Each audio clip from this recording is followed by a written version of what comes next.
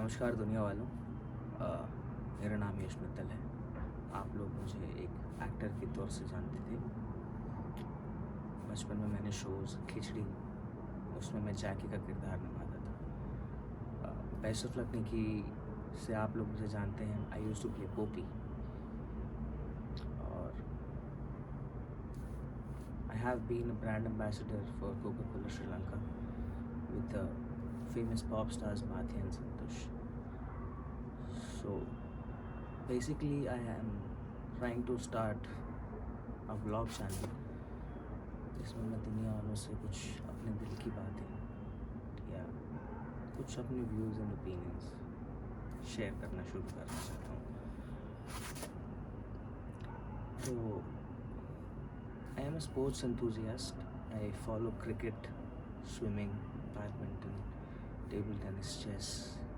These are few sports and games which I really love, which are very close to my heart. तो आज का video कुछ इसी बारे में होने वाला है। India and New Zealand the second ODI। काफ़ी निराशाजनक प्रदर्शन रहा। पहली बात तो हम हार गए मैच। KL राहुल ने इतनी अच्छी डिज़र्विंग इनिंग्स खेली जिसका कोई फ्रूट नहीं मिल पाया, पॉजिटिव फ्रूट। मैच नहीं जीत पाए बेसिकली। क्या क्या रहा मैच में, हम उसके बारे में बात कर सकते हैं। व्हाट वर द ड्रॉबैक्स, क्या कॉन्स थे जिस पे थोड़ा और अगर फोकस किया जाता तो शायद मैच का रुख हमारे फेवर में होता, हम मैच जीत जाते। So firstly the total 284 was not convincing because from a team like New Zealand, it's a very easily chaseable target for them. 285 in a period of 50 overs. पहली बात तो हम 20 to 30 रन शॉर्ट थे अपने total में, जो हम capitalise नहीं कर पाए। हमारी पार्टनरशिप्स तो अच्छी बनी काफ़ी, जैसे कि हमारी जो ओपनिंग पार्टनरशिप थी, समवेयर अराउंड 70 रन्स की पार्टनरशिप रही शुभमन गिल और रोहित के बीच में। उनके विकेट जाने के बाद, रोहित के विकेट जाने के बाद, मोस्टली ये मेरा एक ऑब्जर्वेशन है कि एक प्लेटफॉर्म जब विराट कोहली को नहीं मिलता, he is definitely a one day greats, no argument on that, but एक जब ओपनिंग प्लेटफॉर्म या एक अच्छा बेंचमार्क टीम ओपनिंग में सेट नहीं करके दे पाती है तो he is not able to capitalize as the king Kohli he is.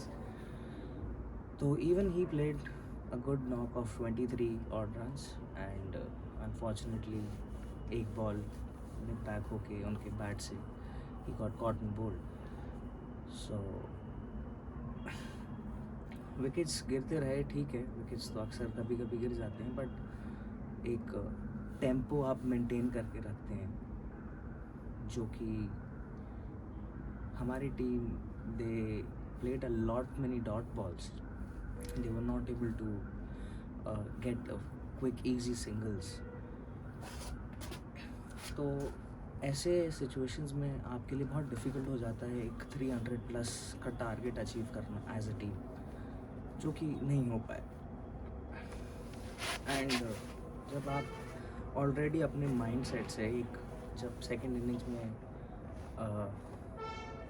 New Zealand के बैट्समैन बैटिंग करने आ रहे थे और हमारी टीम की एक एनर्जी से फीलिंग हो रहा था that they were not so confident with that number, वो उनकी बॉडी लैंग्वेज में, जो कि जब हम सेकंड इनिंग्स में आए तो जैसे मिस्ड चांसेस रहे, जैसे ड्रॉप कैचेस हुए, एक अनफॉर्चुनेट रन आउट था, ठीक है, it's a part and parcel of game, once you hit once you do not, but for a benchmark level fielder like Ravindra Jadeja, he is counted to hit even if he sees one stumps, but इस situation में उनको तीनों stumps उनके सामने थे and still he could not hit the stumps.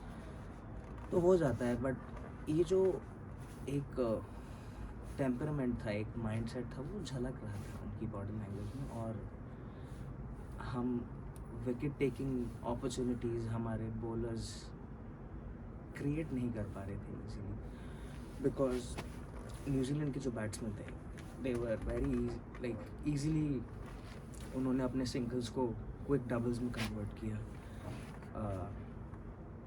अच्छे shots loose deliveries पे जो अच्छे से उन्होंने कैपिटलाइज किए। बुरी बॉलों को कुलदीप यादव को बहुत अच्छे से धुलाई का सामना करना पड़ा आज, बिकॉज वो जब ऊपर की तरफ थोड़ा पिच कर रहे थे, थोड़ी बॉल आगे की तरफ, तो इक्का दुक्का शॉट्स थे जो कनेक्ट हो गए and they went out of the boundary. उस चीज़ की वजह से उन्होंने अपने आप को थोड़ा सा लेंथ में पीछे खींचना शुरू कर दिया, जिसकी वजह से वो काफ़ी शॉर्ट ऑफ द लेंथ होने लगे। तो उस चीज़ पे अगेन जो न्यूजीलैंड के जो बैट्समैन थे, just like Daryl Mitchell and the partnership between will young, बहुत अच्छी उन लोगों की ट्यूनिंग रही, अच्छी एक पार्टनरशिप, उन दोनों ने बहुत अच्छे से एक गेम को चलाया। एंड अल्टीमेटली डैरिल मिचेल की एक विनिंग कॉज में 100 and he was not out, so hats off to him for that, because he is absolutely going through a purple patch. He's in the greatest forms of his life and होता है, हर player के साथ होता है, एक दौर होता है जहाँ आप बस बैट उठाते हैं और बस आपके रन्स बनते ही जाते हैं। सो डेफिनेटली ऑफ कोर्स उसके पीछे बहुत हार्ड वर्क होगा डैरिल मिचेल का, no doubt in that, but अक्सर ऐसे ही होता है कि जब आप कंसिस्टेंटली परफॉर्म करते रहते हैं तो उनकी भी आप अब लास्ट कुछ इनिंग्स देखेंगे, उनके स्कोर्स आ रहे हैं, बट न्यूजीलैंड का जो रिजल्ट है it's in a losing cause. So he is making runs but they are in a losing cause. तो फाइनली उनके लिए भी, उनकी टीम के लिए and as an individual for Daryl Mitchell himself ये चीज़ चेंज होगी, which he will definitely take more positively and already वो इतने बेहतरीन फॉर्म में चल रहे हैं। तो ठीक है, हमें जो हमारे कॉन्स यही थे कि हमें थोड़ा और एनर्जेटिक होना चाहिए था फील्ड में, है ना। जो चांसेस हमने क्रिएट किए वो हमें इजीली ऐसे मिस आउट नहीं कर जाने चाहिए थे, क्योंकि अगर हम उनमें से एक आधा भी चांस अपने फेवर में ले लेते तो शायद इस टोटल पे जिसकी हम बात कर रहे हैं, जो अंदाज़न मेरे हिसाब से मुझे लग रहा है 20 से 30 रन का कम टारगेट सेट कर पाई न्यूजीलैंड के लिए टीम इंडिया, तो मैच थोड़ा सा उनके लिए भी प्रेशराइजिंग हो जाता है। शायद एक आधा ओवर में मोहम्मद सिराज या Harshit Rana, because they were bowling very well for like आज उन्होंने काफ़ी अच्छी बॉलिंग करी, उन्होंने पार्टनरशिप, तो चांसेस थे कि थोड़ा सा नर्व, मतलब एक कांटे की टक्कर वाला जो मैच जिसे कहते हैं, वो उसके चांसेस बन सकते थे इस इजी टोटल पे भी न्यूजीलैंड के लिए। बट ठीक है, हम अपनी गलतियों से ही सीखते हैं। तो नेक्स्ट मैच अब 18 जनवरी को है, so hope for the best team India, specially Rohit Sharma से। I am a big fan of Rohit Sharma. जब भी वो बैटिंग करने आते हैं एक मन में हमेशा आस बांध के बैठ जाता हूँ कि कुछ आज बड़ा होगा।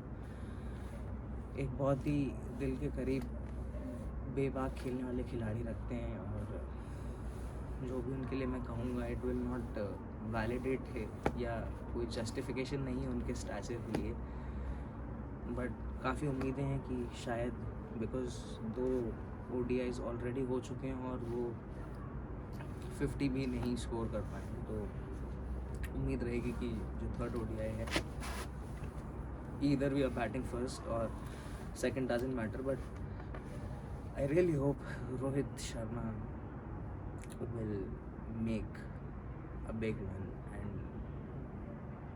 as always, I'm counting and rooting for him. And all the best to Team India. Match देख के डेफिनेटली मज़ा ही आता है, बट हाँ, you always want your nation and your team to win. But ठीक है, गेम है, एक्सपोर्ट है, नहीं पॉसिबल है, आप हर बार जीतते ही नहीं. So no problem. हमारी जो कमियां हैं हम उनके ऊपर थोड़ा और, अभी 4 दिन का 5 दिन का गैप है. नेक्स्ट मैच 18 जनवरी को है. तो आप ट्रेनिंग में इन सब चीज़ों पे डेफिनेटली मेरे बोलने या ना बोलने से कोई फ़र्क नहीं है. एक सेटअप लेके चल रही है BCCI, और पूरा मैनेजमेंट है, सब कुछ होता है. Definitely they will work on it. There are more senior analysts. सब कुछ इन डिटेल होता है. आज के ज़माने में हमारे पास बहुत सारी चीज़ें हैं, AI वगैरह. सो डजेंट मैटर मेरे क्या views and opinions. I am just a very close observer of the game. मुझे बहुत पसंद है गेम एज एन इंडियन. तो हाँ, कुछ व्यूज़ एंड ओपिनियंस होता है. And I also play these few sports जिनके मैंने आपको नाम बताया. I very closely play these sports. I जब भी टाइम मिलता है तो मैं इन स्पोर्ट्स को डेफिनेटली फॉलो करता हूँ, आपको बताऊँ. सो ठीक है, थैंक यू सो मच. यही मेरे कुछ व्यूज़ थे. दुनिया वालों, आपसे आशा करते हैं, एक प्रॉमिस करने की कोशिश करूँगा कि टीवी स्क्रीन्स और आपकी मोबाइल स्क्रीन्स, बिकॉज हम OTT के ज़माने भी रहते हैं, तो उनसे दूर हो चुका हूँ शायद. मे बी काफ़ी लंबा सबैटिकल हो चुका है. You guys have not seen me anywhere working. तो आई होप दुनिया वालों, मैं आपसे यहाँ से एक दिल का कनेक्शन ज़रूर बनाने की कोशिश करूँगा.